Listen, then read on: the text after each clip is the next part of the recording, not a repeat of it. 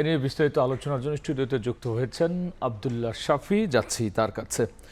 শাফি, আমরা রিপোর্ট দেখছিলাম। শাফি, এই ঘটনা নিয়ে আসলে কি ঘটছে এবং পরবর্তীতে আসলে কি হতে পারে অথবা কি আশঙ্কা করা হচ্ছে? দেখুন, আশঙ্কার জায়গা আর কি হতে পারে এটা তো আদালত নির্ধারিত করবে। আমরা হয়তো ঘটনা প্রবাহগুলো একটু মিলিয়ে দেখতে পারি, কারণ আজকে তো কারাগারে লতিফ সিদ্দিকীকে পাঠানো হয়েছে, কিন্তু সেখানে একটা বাকবিতণ্ডা হয়েছে। সেই বিষয়গুলো আসলে ওইভাবে তো রিপোর্টের মধ্যে আসে না। সেখানে দেখা যাচ্ছে যে লতিফ সিদ্দিকী বলছেন যে হচ্ছে, মাননীয় আদালত আপনার দৃষ্টি আকর্ষণ করছি, মাননীয় আদালত আপনার দৃষ্টি আকর্ষণ করছি। তারপর আদালত বলল যে হচ্ছে তার কথা শোনা হবে না, তাকে বন্ধ করার জন্য। তখন তিনি রিপ্লাই দিচ্ছিলেন, হাই রে হাই, আদালতেই যখন এই অবস্থা তখন আমি কোথায় যাব, এই ধরনের কিছু শব্দ তিনি ব্যবহার করছিলেন। এই শব্দগুলোর জন্যই আসলে আমি বলছিলাম যে আসলে পরবর্তীতে কি হবে। আইনজীবীরা আসলে কি বলছেন, তার আইনজীবীরা আসলে এই বিষয়গুলো নিয়ে খুব বেশি আলোকপাত করেন না। আইনজীবীরা প্রচলিত যে মানে ট্রাইব্যুনালের মামলা যেভাবে যায়, যেহেতু শাপলা চত্বরের মামলায় এখন তাকে গ্রেফতার করা হয়েছে এবং আদালতে দেওয়া হয়েছে, তাকে বলছে যে ওই যে শাপলা চত্বরে যে হত্যাকাণ্ড হয়েছিল তার নীতি নির্ধারণী ফোরামে তিনি ছিলেন এবং সেই জায়গা থেকে ইয়া করা হয়েছে। এবং কাদের সিদ্দিকী এবং তার লতিফ সিদ্দিকীর পক্ষ থেকে যে বিষয়গুলো বলা হয়েছে যে মামলাটা হচ্ছে এখন রাজনৈতিক উদ্দেশ্য প্রণোদিত এবং অভিযানের নীতি নির্ধারণী পর্যায়ে যুক্ত ছিলেন লতিফ সিদ্দিকী।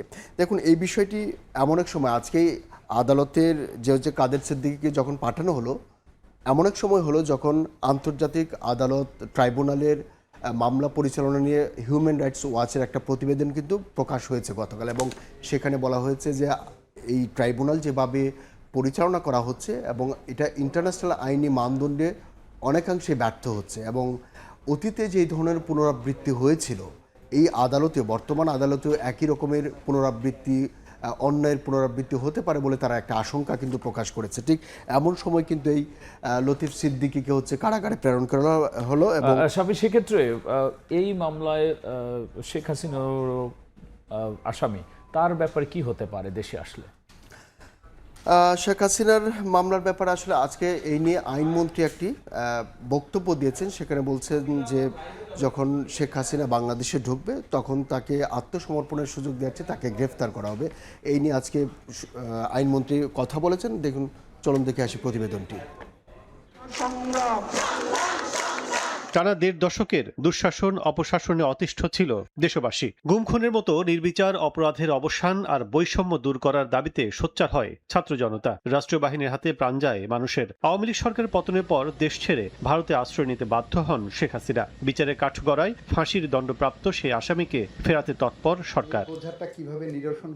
বৃহস্পতিবার সচিবালয়ে আইনি সহায়তা বিষয়ক সমঝোতার স্মারক স্বাক্ষর অনুষ্ঠানে আইনমন্ত্রী জানান, ফাঁসির আসামি হওয়ায় শেখ হাসিনা দেশে ঢোকা মাত্রই তাকে গ্রেফতার করা হবে।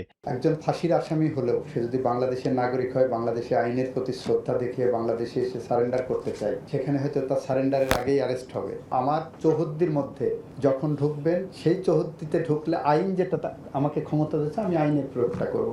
আন্তর্জাতিক অপরাধ ট্রাইব্যুনালের বিচার প্রক্রিয়া নিয়ে হিউম্যান রাইটস ওয়াচের প্রতিবেদন আমলে নিয়ে অভিযোগগুলো খতিয়ে দেখার কথা বলেন আইনমন্ত্রী। জানান, হয়রানিমূলক আইনগুলো সংশোধনের উদ্যোগ নেওয়া হবে। হিউম্যান রাইটস ওয়াচ মানে ওনাদের জায়গা থেকে ওনারা যদি একটা অবজারভেশন দেন, আমাদের দায়িত্ব হলো সেই অবজারভেশনটাকে কগনাইজেন্সে নিয়ে বিষয়টা খতিয়ে দেখা।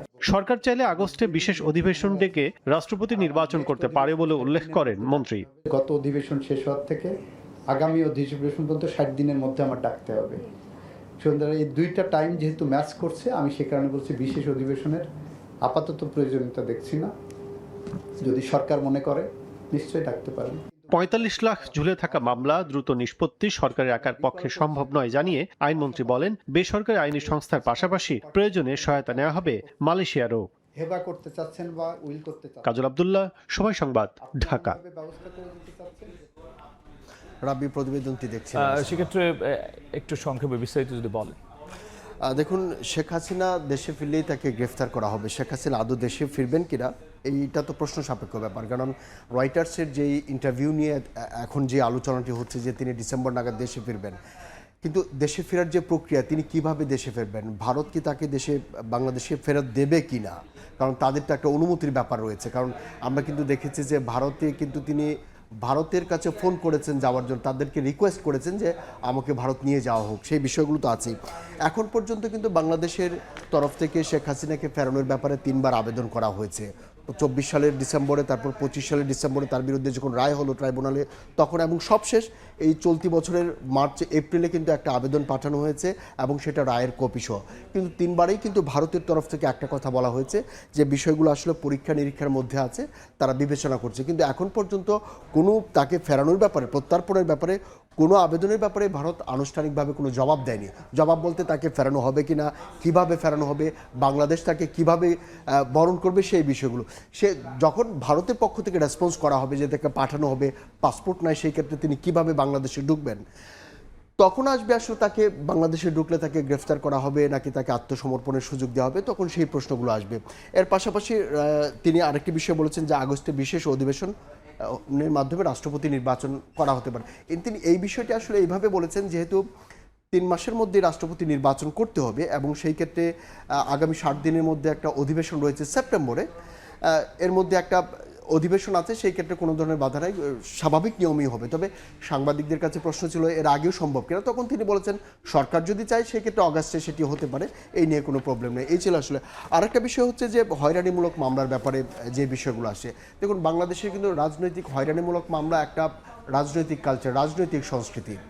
এইটা থেকে বের হয়ে আসার জন্য সিআরপিসি অ্যাক্টকে সংশোধনের জন্য কিন্তু অন্তর্বর্তী সরকারের সময় তখনকার যে আইন উপদেষ্টা তিনি কিন্তু সংশোধনের ব্যাপারে বলেছিলেন যে একটা সংশোধনী আসতেছে। এখন সেটার ধারাবাহিকতায় এই সরকারও যদি এই কাজটাকে এগিয়ে নিয়ে যায়, নিঃসন্দেহে এটা একটা দারুণ একটা কাজ হবে বলে মনে করা হচ্ছে। শাফি, অসংখ্য ধন্যবাদ আলোচনায় যুক্ত হওয়ার জন্য। আপনাকে অসংখ্য ধন্যবাদ। শাপলা চত্বর মামলার বিস্তারিত নিয়ে আলোচনার জন্য স্টুডিও যুক্ত হয়েছিলেন সহকর্মী আব্দুল্লাহ শাফি। সাথে যুক্ত করছিলেন যে শেখ হাসিনাও যেহেতু এই মামলার আসামি, তিনি দেশে ফিরে তাকে কিভাবে বিচারের আওতায় আনা হবে সেটি নিয়ে, এবং একই সাথে রাষ্ট্রপতি নির্বাচনের বিষয়ে আইনমন্ত্রী যা বলেছেন সে বিষয় নিয়ে কথা বলছিলেন সহকর্মী।